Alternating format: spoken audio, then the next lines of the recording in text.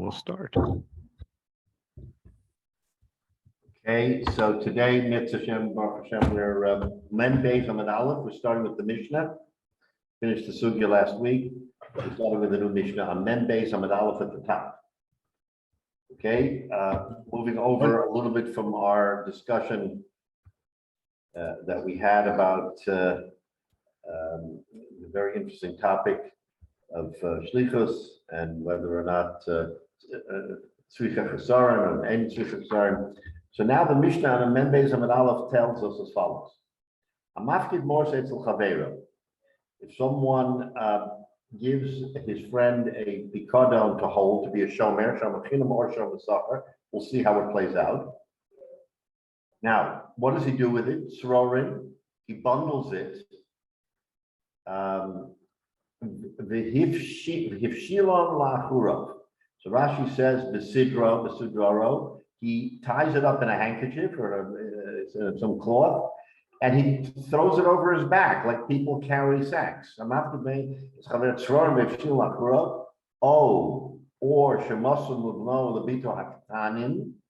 Or he gave it to his son or daughter who was a cotton, right? It was a cotton.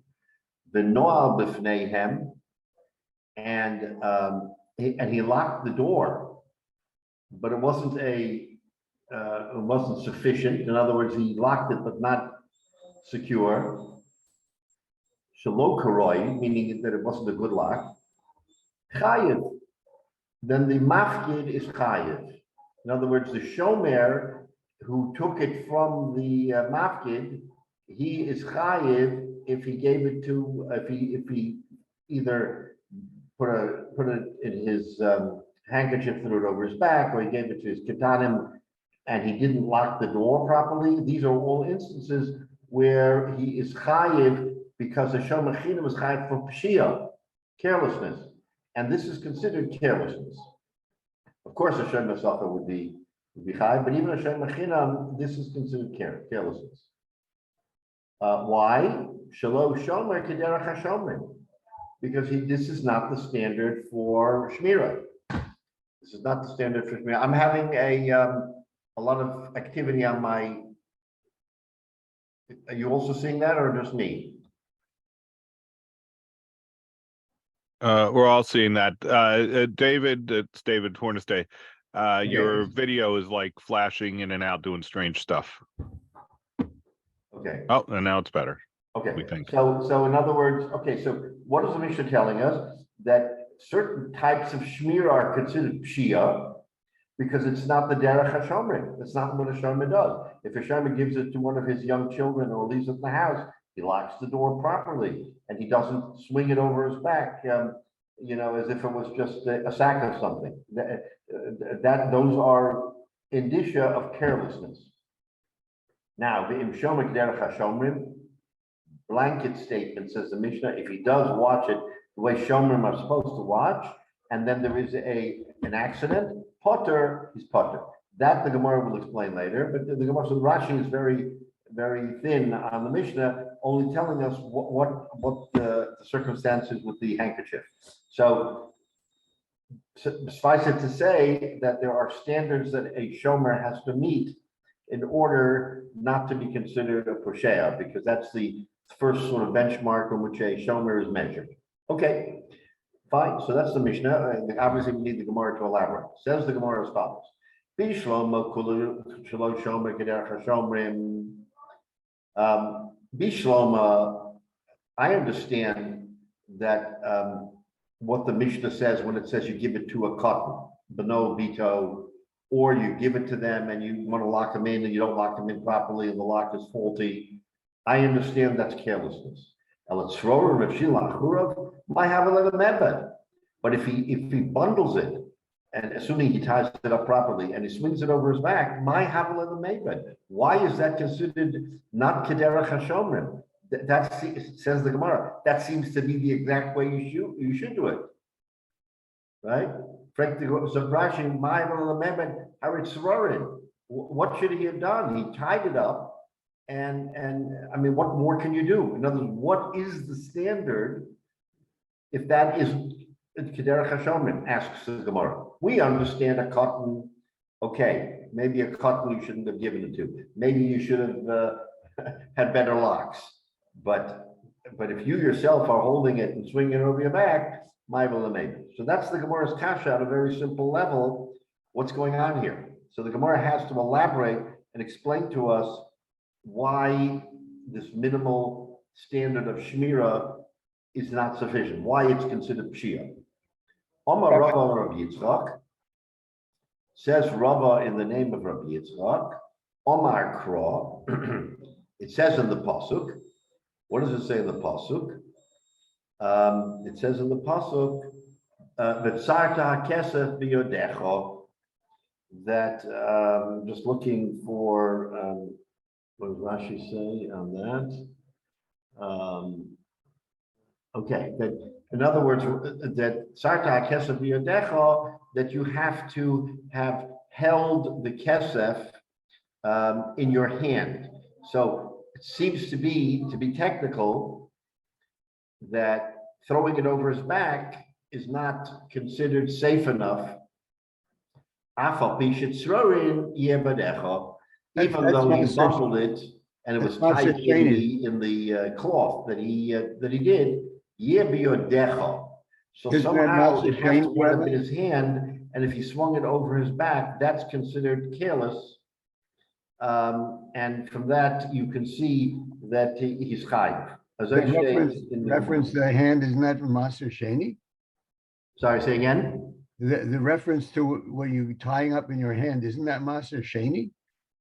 Right. So the source of this is Maser Sheni. In other words, what you do is you take the money from Maser Sheni and you have to go to Yerushalayim and spend it.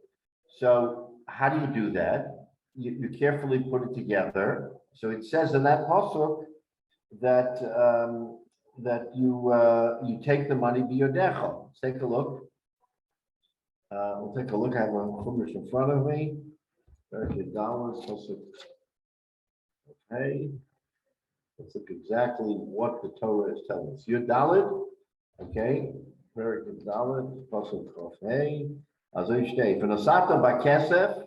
V'tzata ha'kesef biyodecha. So the pasuk says very beferish that you tie up the money, right? You have produce or whatever you have. You exchange it for money, and you wrap it up. So the Torah says specifically that so clearly he has missed the mark here by taking it and swinging it over his back. It's not technically biyodecha. So that, according to the Torah, is not sufficient. Says the Gemara, that's pshia. So now we understand the source of why that, if he was a shomer and he did that, he is considered a poshea and he has to pay. Both the shomer chinam, of course, a shomer sacha, but even a shomer chinam who does not get paid, he necessarily has to repay the amount of money. It seems a little harsh, but that's the source of the pasuk. Now, from here, we extrapolate something else. So now that we have quoted Rabbi Yitzchak, the Gemara in the next few lines is going to tell us various things that Rabbi Yitzchak says b'halacha, some of which is negaya to us, some is not. But the Gemara often does that. Once it cites a halacha from, say, either a Tana or a Mora, it goes on a tangent and begins to tell us a couple, 3, 4 other things that Amora said. The Amar Rabbi Yitzchak, says the Gemara, the olam yeh kaspo shalom matzah biyada.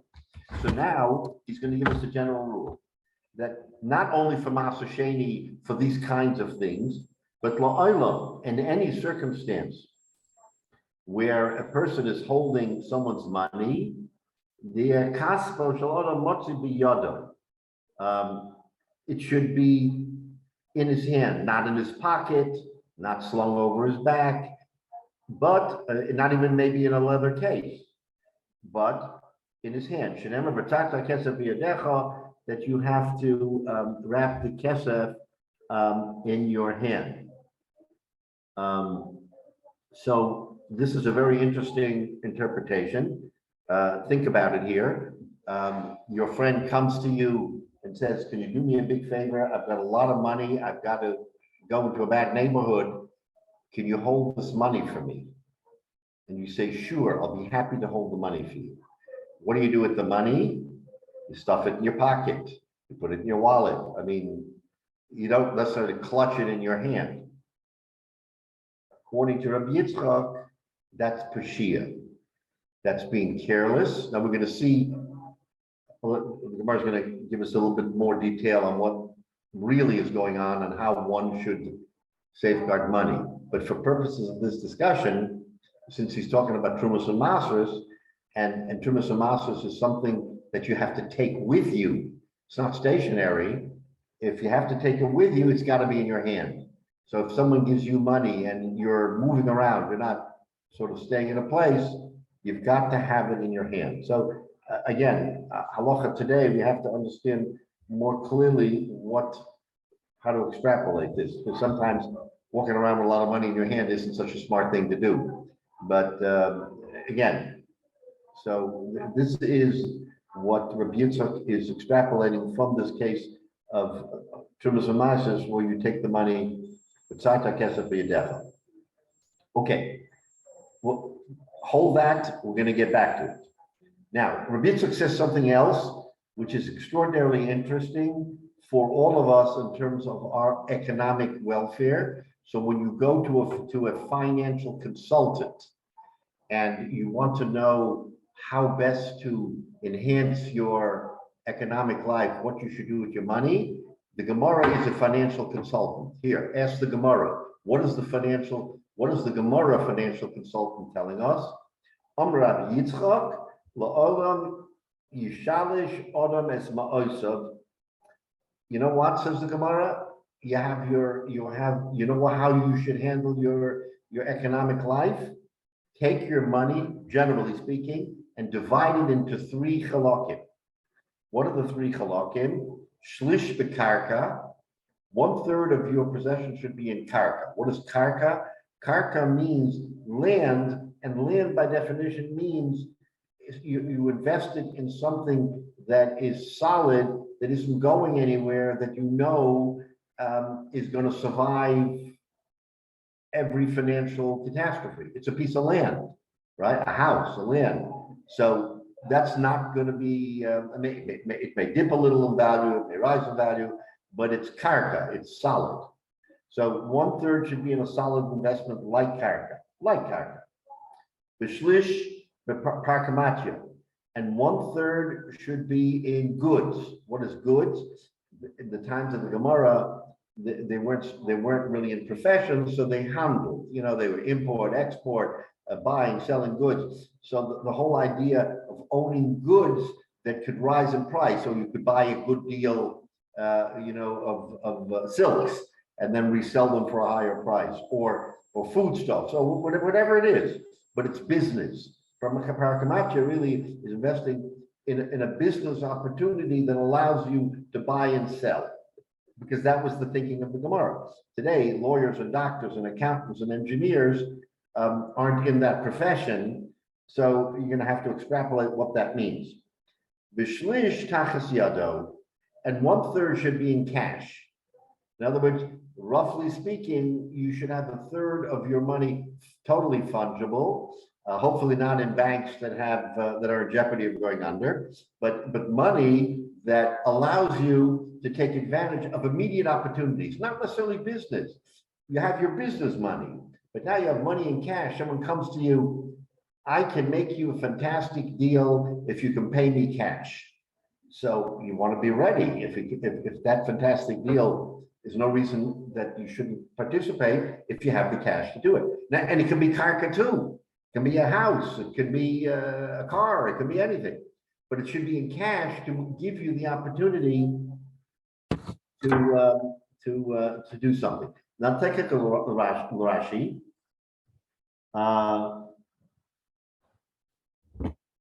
Okay, the Motzer biyado, it should be in his hand. Lo yafkidenu lacher, we shouldn't give it to others, but makam acher, shem tizdamen lo schora, l'scha yem mezumah, because if an opportunity comes for him to buy goods, he should have cash. He should be, he shouldn't have to say, oh, wait a minute, I've got to go and pull this money from somewhere, but then the deal is gone. So he has to be ready, willing, and able. Tachas yado, he has to be ready instantly with the cash that comes to his opportunity. So maybe in those days they actually did put it under the mattress. I don't know, but today we think that banks are cash and instant cash, and maybe for the most part that's right. You just have to wait till Monday morning to get the cash out. What happens if the deal comes on Sunday? You don't have the cash. So take that with a little grain of salt. Is that how it was at the time of the Gemara, that a person had his cash, he had his money, and if someone would, there's a famous joke, it's kind of interesting, that a person, two very, from people were sitting together in the Beis Medrash, and one turns to the other and says in Yiddish, the way the story goes, Nishn Shabbos Geret. That's a famous line. Not to talk about it on Shabbos, but I have a car that I can sell. I can give you a great price. So he says, Nishn Shabbos Geret, how much would you want for the car? He tells him how much it is. He says, Nishn Shabbos Geret, I'm buying the car. So it happened on Shabbos. It was Nishn Shabbos Geret, but they made a transaction. Once the Shabbos, they gave him the money, he got the car. That was a funny story that was always circulated when I was a kid, because, how did Yidden operate? They operated under the letter of the law, but the letter of the law was a little bit expanded so that, I guess if you say Nishn Shabbos Geret, it's kind of invisible, right? Nishn Shabbos Geret didn't happen. Once a Shabbos it happened, but didn't happen on Shabbos. In any event, that's kind of a funny story, but the fact of the matter is, when you look at what Rabbi Yitzchak is saying, he's basically saying that how should a person conduct himself? I mean, of course, you give tzedakah, you do all those other things, but you have to, there's a seder in your life. You shouldn't be over leveraged, what we call it. You shouldn't be too leveraged with one than the other, and then to find yourself missing opportunities. And that is probably a good theory in life in a general sense. And we, again, the Gemara is giving us good advice. You take it, you don't take it, but okay. So now, having said that, let's take a look. So Rashi, all right. So Rashi says that you should always be in a state of preparedness that you can take advantage of circumstances. Okay. Now, Rabbi Yitzchak said something else very important and very interesting. Rabbi Yitzchak. Ein habracha mitzuya ela b'davar hasomui min ha'ayin. A bracha that a person gets is only something that he does not normally see. It's somui min ha'ayin. It is sort of disappeared from, it's not obvious to him. Shenemar, Yitzav Hashem, Itcha es habracha ba'asmecha. That Hashem will give you, so it says in the pasuk in Parshas Kisavo in Perek Chav Ches. If you have a chumash, you want to take a quick look, pasuk Ches. It's a very interesting pasuk. The pasuk Shav Hashem itcha, that Hashem will give you the bracha, He'll command you the bracha. Ba'asomecha means technically in your storehouse, meaning where you store your grain, because they were an agricultural society. So they harvested their grain and they put it into their silos and into their other storage spaces. And Hashem said the bracha will come from there. What's the point of this bracha? The point of the bracha is that it's not something that you come to expect. It's not something that's in your pocket. It's not something that you see. It'll be piton. It'll happen suddenly. It'll come from a source. So he says, it's not visible to the eye, and he shows the pasuk from Yitzhak Shemit Bracha Ba'asamecha, from your silo. Tana de Rabbi Yishmael. So in the time they learned in the yeshiva Rabbi Yishmael, Ein Bava Metzia Bava she'ein ha'ayin shaletes bo. The bracha comes from a place where the ayin is not sholet. The eye does not have shlita. Shlita means control. Rashi says she'ein ha'ayin shaletes she'nema ba'asmecha loshen genozim. In other words, it's hidden. So the eye does not have shlita on it. That's where your bracha will come. So it means what we like to say out of left field. It comes from someone from out of nowhere because you don't expect it. So he learns from that same pasuk. What do we know? What do we see from here? We see from here what we know on one level is that the Rabbi Shalom looks out for us, and that we have to strive the best we can. And we strive for pranasa, and sometimes we do not know where our pranasa is coming from, especially if we're in business and business is bad and the market's closed down overseas and you have no ability to import or export if that's what your business is in, or to deal in other things that are outside of your immediate control. And you sit there and you wonder, how am I going to make pranasa? My avenues of pranasa have been shut down to me. Says the pasuk, citing from the Torah, you have to be a maimin because it'll come from what you don't see, from what's hidden from your eye. And that's what we have to believe. We do believe that, but that's what we have to understand is that the Rebbeinu Shalom controls our parnasa. And so we are the guardians, and it's up to us to do the right thing with the parnasa that we have. But this is really the source of it. Source of it comes from this pasuk. So now, if you ever want to think about it, this is the pasuk in Devarim that you should cite to tell us that the bracha b'mas yadenu comes from Asamech. Okay, so we've now learned a couple of valuable lessons. One is how one is supposed to be a shomer over fungible money. In other words, we've talked about money, like for instance, masa money, David mentioned, masa money, you have to travel with it. How do you travel with money? You travel money biyodecha. It has to be in your hand. In other words, it has to be technically on your person, on your body. You shouldn't put it in a suitcase, which you then put into the luggage compartment. That l'chayra is pshia, because that's like throwing it over your shoulder, because you lose control. That's how the Gemara is interpreting it.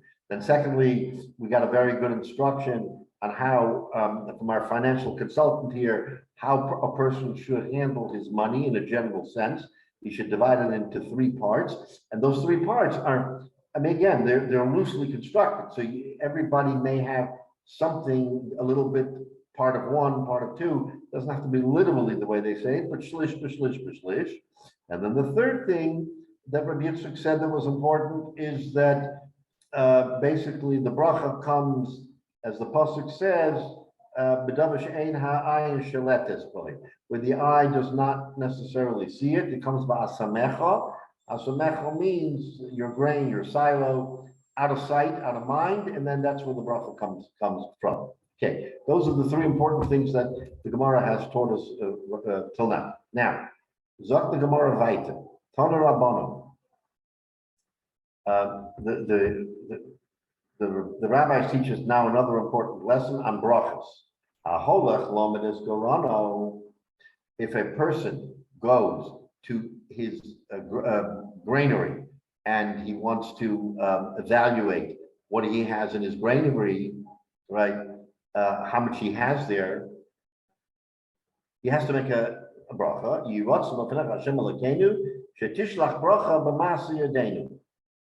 That, okay, this is when he's going and he doesn't yet know what's there.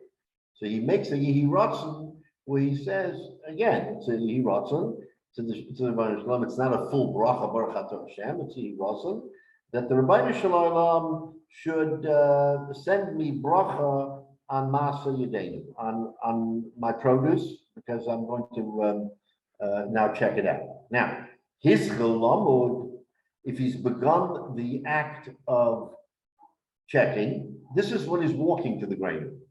If he's already at the granary and he's starting to do the counting, Oma Baruch HaShalech Bracha B'Keri Hazeh.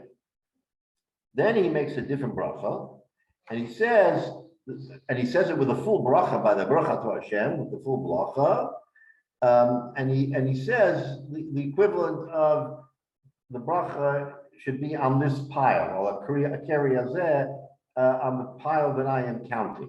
So, okay, fine. Baruch Hashem Elokeinu melech haolam, ashalech bracha b'keri hazeh. That's what he winds up saying. Now, there's a third component to this. Modad, if he's already counted it, now he knows what is gach berach harazet tefillah shov. That's a bracha levatala. In other words, when you've already counted, and now you somehow want to make a bracha to the Rebbeinu Shalom. Now, if you want to give shevach for the wonderful things, but if you want to then say in the bracha, the Rebbeinu Shalom should give me a bracha that I should have a lot of, in other words, couching the words, I should have a lot of grain. It's a bracha levatala. You've already counted it. You know what you have. You can say a bracha sa'idah. Thank you to the Rebbeinu Shalom for giving me so much grain. But you can't make a bracha wishing for a lot of grain. The bracha that you would have made right before you counted, you can't make after you counted. That's a bracha levatala. So it's very important because, in fact, in other contexts, let me give you an example, although this is kind of not right, it's not directly on point, but it's on point, is that when a person, it's a little bit different, because when a person goes, is having a child, and you don't know what the child is, then he runs into the Rebbeinu Shalom that you want a boy, you want a girl. That's a bracha levatala. Because if you've already have the ibur, if it's already in formation, meaning you're pregnant and you have the thing, you can't change it. You can't ask the Rebbeinu Shalom, give me a son. The Rebbeinu Shalom already gave you what he gave you. So you have to be careful what you wish for. I'm extrapolating from this that you can't make a bracha on something that is over, that's already there. It may not have come to fruition, but it's there. The Metzias is there. You can't ask the Rebbeinu Shalom for something that the Rebbeinu Shalom has already given you. So in the case of the grain, you can say, thank you to the Rebbeinu Shalom, I thank you for the bounty that you've given me, etc., etc. But you can't make the bracha that you'd make when you're about to start counting, when you don't know what you have. There is a chilek. So then you have to be careful when you make brachas. You should always ask, beseech the Rebbeinu Shalom, but know what you're asking from when you're asking it. That it shouldn't be something that should be a bracha levatala, because it can't change. Rebbeinu Shalom isn't going to change what's already, so to speak, happening, even if the end result is not yet known to you, but it's happening. Okay, so those is again 3 different. Excuse me, Rabbi. You're about to undertake, when you start the counting, and when you're finished the counting, each one is a different perspective. Excuse me, Rabbi. Yes. So when we talk about doing refuah shlema, Yes. the person has the disease already, and what you're trying to ask for is that a cure be given. A cure should show up as the bracha you're asking for. You can't ask to wipe away the disease that's there. What you're saying, because it's happened already.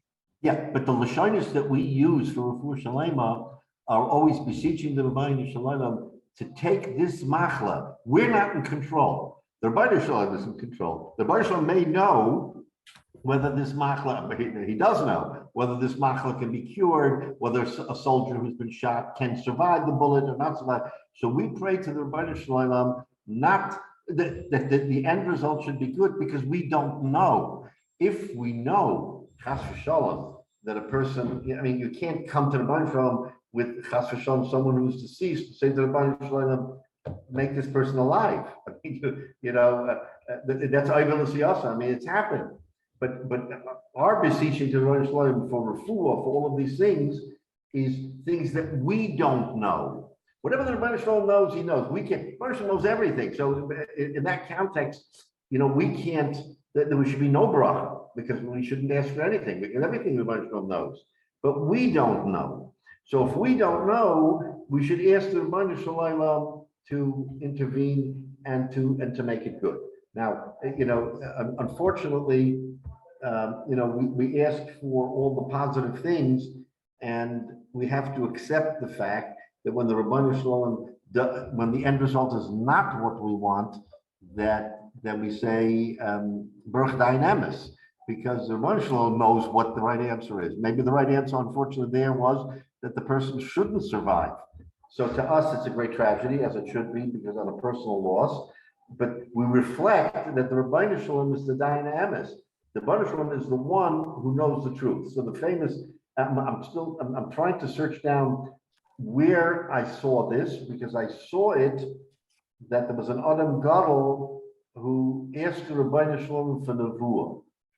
Now I'm trying to remember where I saw it. The Rabbi Shalom asked for Nevuah because he wanted to understand the ways of the world and life. So the Rabbi Shalom gave him Nevuah and showed him two things. He showed him a woman who was about to give birth, but she was having tzarei leda, and it was impossible for her to give birth, and she was chas v'shalom going to die in childbirth. And on the other hand, the other nevuah he showed him was a person who was extremely ill and was hanging on to life, but the neshama wouldn't leave him. Why? Because everybody was dominating for him, so everybody was pulling for him. So Baruch Shalom had chas v'shalom already taken his life. What did he see? He saw b'nevuah that this person had to die for this woman to give birth. As I say, that the neshama of this child coming out was totally on the patira of that particular person. That's the nevuah the Rebbeinu Shalom gave him. Turn back to the Rebbeinu Shalom and says, please take back the nevuah. I don't want to have this nevuah because I can't deal with it. So Rebbeinu Shalom said, I'll take back the nevuah, but you asked for nevuah. You asked to be able to understand and see. I gave you that understanding. So we don't understand the ways of the world. And what? A person has to die for another person has to be born? If that's the Rebbeinu Shalom, if that's what the Rebbeinu Shalom wants, who are we to say no? It's very hard to fathom. But Azay is that the neshama, it's like the neshama of Adam Arishan had to go into the neshama of David HaMelech. David HaMelech couldn't be born unless Adam gave him the 70 years of life. So the point being that things in nature are what they are. We have the koyach as human beings put on the earth, which the malachim don't have. We have the koyach to ask the Rabbeinu Shalom to intervene, to do things for us. We don't know the end result, and no one has told us. The Rebbeinu Shalom hasn't told the malachim either.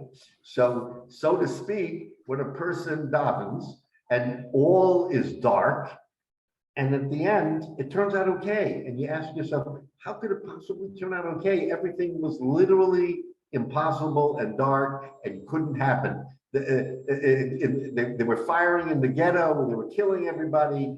This person should have been shot dead in the ghetto. Afterwards, you come back, you see everyone was shot, and this one person wasn't shot. How was that fact? How was it shaykh? How was it shaykh that one person survived? Whether it was the ghetto or any other circumstance like that. The teretz is that's the Rebbeinu Shalom. You don't ask Kasha the Rebbeinu Shalom. So we are boss of Adam, and we don't really understand the full implications of the greater picture. So we have to rely on the Rebbeinu Shalom. So Rebbeinu Shalom says, I gave you the opportunity for tefillah, to pray, to beseech me, which the malachim do not have. You, human beings, have that bracha.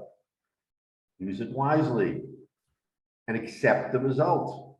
If you're happy with the result, sure, that's great. But if you're not so happy with the result, know that the Rebbeinu Shalom weighed the tefillah, weighed everything in the balance, and said, this is the answer. The answer is that this is the way it had to come out, and unfortunately, at times it's very, very sad as we see around us, when people are shot and they're hanging in the balance, and we daven and we daven and we daven, and we hope for a refuah shalema. And what happens? This person has a refuah shalema from a bullet or a serious illness, and this person doesn't. What? It's the luck of the draw? No, it's not the luck of the draw. It's the Rabbi Shalom makes that decision. That's what this Gemara is telling us. That you have to be very careful when you make brachas, not to make tefillah shav, because because sometimes the bracha just can't happen. It's not within our power to happen. So that's what the Gemara is telling us. Now, the Gemara says weiter that the Fishena bracha Metzia. So, in other words, he's giving you examples. He's saying that sometimes the bracha is not found. The Fishena bracha Metzia lo b'davar hashakol, not in something that's weighed, but lo b'davar hamodod, not in something that's measured, lo b'davar hamonoi, and not in something that's counted. Ela b'davar hasomo min ha'ayin, only by something that is not visible to the eye. In other words, it's that same concept, is that the brachas aren't with something that you see. So he gives examples of measurements, that it's not in this measurement or that measurement, but it's somo min ha'ayin. It's something that is invisible from the eye. Shenema yitzav Hashem yitfas habracha ba'asmecha. Same pasuk, that it comes from the pasuk that the bracha comes ba'asmecha. Here it refers to the grain, of course, in the storehouse. That's a euphemism for davar that she'ein ha'ayin sholet bo, that the eye cannot see. That's where the bracha comes from. So let's see Rashi. Okay, so the Rashi does not tell us anything further. Okay, again, this is almost like an Agadata, where the Gemara is telling us how things happen, or how we live our life, and how we should review life, and what we should, what should be within our sights, and what we should have total amuna. That the Rebbeinu Shalom, we always have amuna, but sometimes with your amuna, I mean, the argument will be, if you have amuna, what are you davening for? Rebbeinu Shalom knows what to do. Rebbeinu Shalom wants to give it life, he'll give it life. He doesn't, he doesn't. What are you davening? What are you praying for? That's the pshat. We have to do our part, and that's the difference. Again, that the Chazal tell us between the Malachim and we human beings, is the Malachim do not have the power to beseech the Rabbeinu Shalom. They are militzim. They can they can daven. They're given instruction, do this, do that. But we are given chafshi, we're given free will, and we have the ability to do what we can to move the Rabbeinu Shalom in our direction. And once Rabbeinu Shalom gives his achlata, we have to accept it. This is why we're Maimonian, because this is very tough stuff to assimilate. Okay, now, having said what we said, let's go back to money. Having said what we said about how one safeguards money, now the Gemara is going to tell us something a little bit different, but it's not a stira. Because David, you pointed out at the very beginning that the whole sugya earlier was talking about the money of Masasheni, when you were taking money and moving from point A to point B. Omar Shmuel, there's about 4 lines from the wide lines. Kesafim ein lehem shmira ela b'karka. This is something new. Kesef has shmira in the karka. Now, think back to the time of the Gemara. There were no banks, there were no safes. Okay, you had a mattress, all right? What else did you have? Where else did you have shmira? Says the Gemara, Kesafim, the only shmira that takes you out of a posheya, it takes you out of being a careless person, if you're a shayna chinam or a shayna sachar, is bekarka. You're supposed to dig up karka. The Gemara will tell us how much. You're supposed to dig up karka and stick the money in the ground.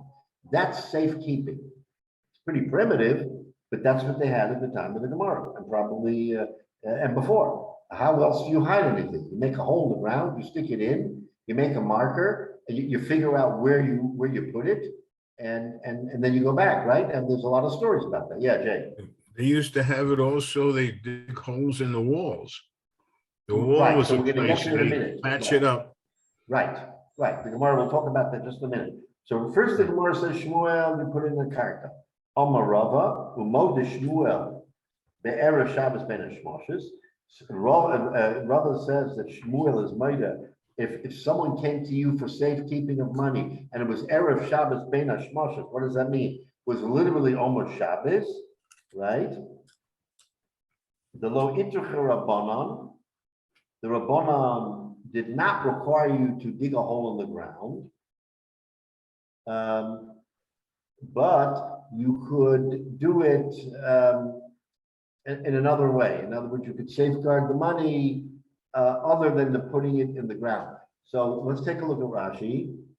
Okay, and so the Rashi doesn't tell us, but so the Rishonim talk about it in terms of all the different possibilities, and they do say what you say, Jay, is that if you can't put it into the ground, then people used to put it into the wall. They used to have walls around their homes.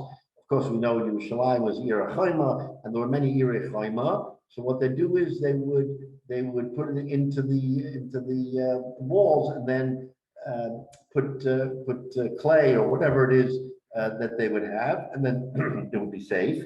And then after Shabbos, or when they needed it, they would have to chisel it out. I mean, obviously, it's something that you can break that part of the wall, or you put it between the bricks. Sometimes they had walls that were double walls, where they were able to slice it in between the wall. We know in Psachim, the Gemara tells us a lot about finding chametz in the wall, and whether or not if it's sealed, if that's sufficient, or whether you have to open it up and take out the chametz. Again, these are all discussions that the Gemara gives us, but you see that was ultimate shmira, the karka, and so that's what you do. But in a pinch, you can do that. The Ishal Motzei Shabbos, and if you wait Motzei Shabbos, so for Shabbos you put it in. But that's not the answer. The Ishal Motzei Shabbos. Shiur Makvenu, if he waits for Motzei Shabbos, for the shear to be able to get it out of the wall, meaning you have to dig it out of the wall. Below Kavrinu, and he didn't dig it out. Listen to this, Machayev. Then he's a posheya. So if someone came to you, Ben Hashmoshes, and said, "Put this money and hide it for me," you're supposed to put it into the ground. You didn't put it into the ground. Strike one. You put it into the wall temporarily, good enough. That's not Shia. Once a Shabbos, you better take it out and put it on the ground. How much time do you have? The time that it takes to dig it out and take it out. If you don't take it out and then someone steals it, you're a Pesheya and you're Chayiv. So this is very interesting. Is that obviously the Gemara thinks this through and says, really, you got to put it in the ground, but we'll give you a temporary hiatus and allow you to put it temporarily somewhere else. Says the Gemara Baiter, be server merabanan if you're a Talmud Chacham and a Torah scholar, so you're a chashiva person who savar dilma maboyale zuze la'abdale. So then, so he has a different cheshbon. His cheshbon is, I'm going to need the money Motzei Shabbos to buy wine and candles for Havdalah, right? Because the halacha is you can listen to someone else's Havdalah. L'chatchila, you should make your own Havdalah. So if you're a servant in the Rabbanah, what do? You make your own Havdalah. You don't rely on someone else's Havdalah. Where are you going to get the money from? Well, the money is sticking in the wall. So he didn't rush to take it out of the wall because he needed that money.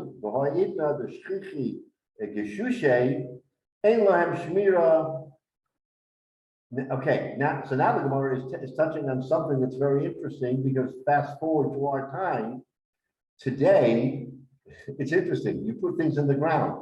You know, all those people who have those machines that they wave over the beach or over the ground to detect metal in the ground, right? We've seen that. We've seen that in many different places. They have machines that can go a certain depth and pick up metal. You're going to bury. We're talking about money, not paper. So you're going to put it in the ground, and all of a sudden, somebody is going to take that machine, right, in 2020, or 2021, 22, 23, and he's going to wave it around the ground, and he's going to pull up the money, and there goes your shmira. So says the Gemara, right? The Gemara already forecast this back in the time of the 2nd century. V'ha'idna. They already, in our time, in the time of the Gemara, the Shchichi Geshushe, where they frequently had people who were able to pull money out of the ground, which is amazing to me, how they knew that, to do that.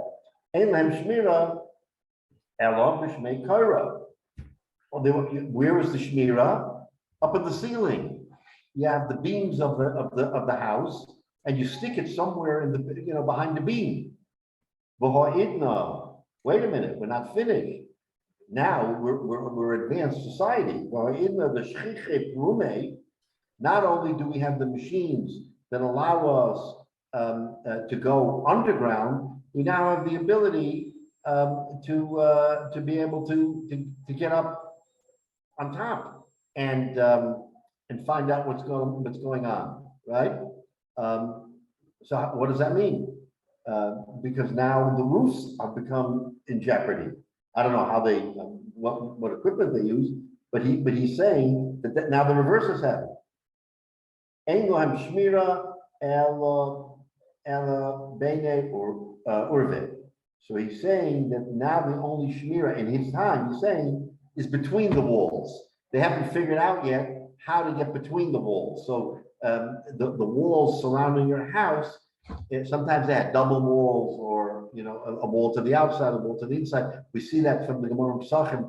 When you have chametz, you have to measure how far it is from the inside of the house, or how far it is from the outside wall, because they had outside walls and people would dig little holes and put stuff in. Now, if that was chametz and it's your house, how do you account for it?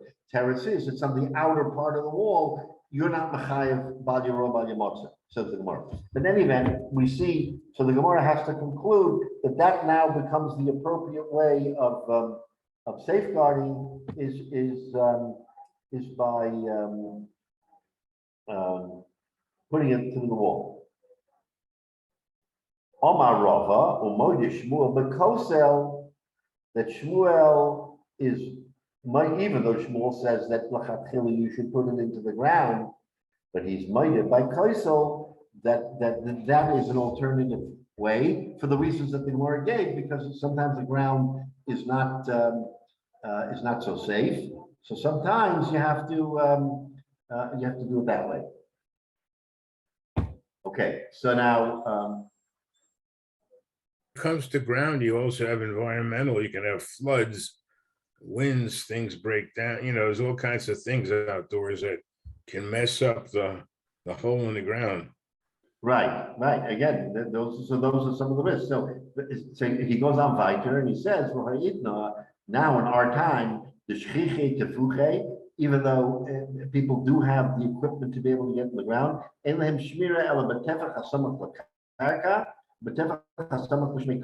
so whether you're doing it in the ground or whether you're doing it up in the ceiling, there's no shmira, only betefach hasamach l'karka, one tefach into the karka, or one tefach into the koren.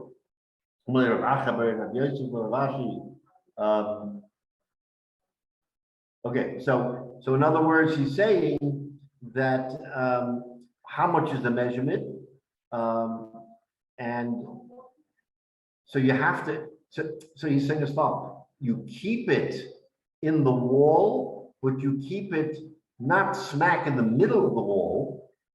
You leave it in the wall, but betefach in the tefach in the wall, which is samach lakarka, or betefach hasamach l'shmei koren. So the compromise is you keep it in the wall, but in the lower part of the wall, or the upper part of the wall, not the middle of the wall, because the middle of the wall would be more likely where a ganav would be looking. So the Gemara says, so that's what you should do. You should keep it in the extremes. So let's take a look at Rashi. Rashi will give us a little bit more. The mafkid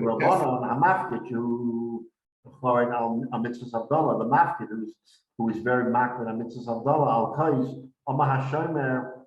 He says, the Shomer says, Dilma Maboyle, maybe the Shomer says, Dilma Maboyle Zuzula Abdullah, maybe the mafkid, the person who gave him the money, will come back to him and say, I need I need $1 or whatever for the Abdullah.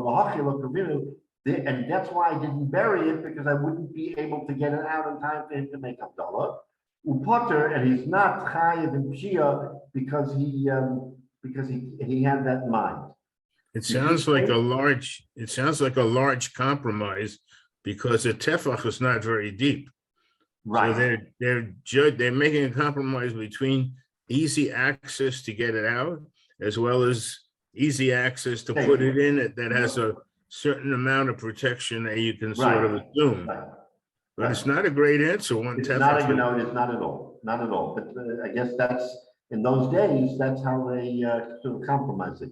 B'shushay megashishim b'karka, you hit it in the ground. B'shputin shel barzel, in like metal containers. Lahakir mokim shetachto cholo. No, you have to have a marker.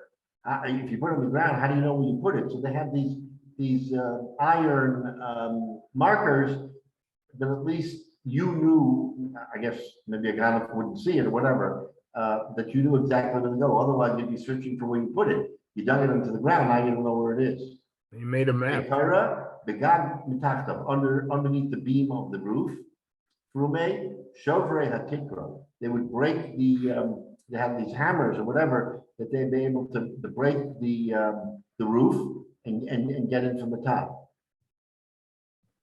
Ben orche, ben shuros, abinyan bekaisel. In other words, the wall was a two-sided wall, and in the ben shuros, between the rows of the outside wall, the inside wall is where they would bury it. Tuche, the tapchem bekaisel, leda in yesh sham cholo. They would, again, they somehow had the equipment to know if there was a hole in the wall, if it wasn't solid. Because you see the detectives always knocking on the wall. Is there a hollow behind the wall? You just knock at it, yeah. That's even with a brick, you have to be careful. So he's saying either in the tefach samach lakarka, the kulon bekaisel. Everything is in the wall, but it's either at the very bottom of the wall or it's at the very top of the wall. So in other words, that was the compromise, is that they would hide the money. Again, they were always trying to be one step ahead of the Ganav, right? The Ganavim were developing the technology to be able to find the money, and you had to be one step ahead of them in the ground, in the roof, in the wall, in the bottom of the wall, in the top of the wall. It's no different than today. You know, technology it's a cat and mouse game. And you have to find a way to stay one step ahead. So unfortunately, that's the Gemara is telling us in that time that depending on what it was in the Gemara, that's what you have to do. Samach l'karka b'tefach samach l'shmon. Okay. All right. So I think we'll stop here because this begins a very nice, interesting